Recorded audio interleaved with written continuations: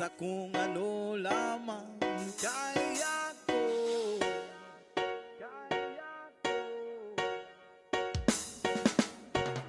Pigang-piga na sa mga problemang di masolusyonan agad. Parang wala nang bukas. Pwede bang umiwas?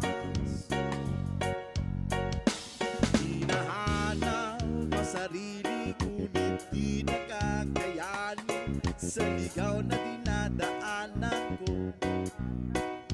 Saan na to patungo? Saan ako patungo?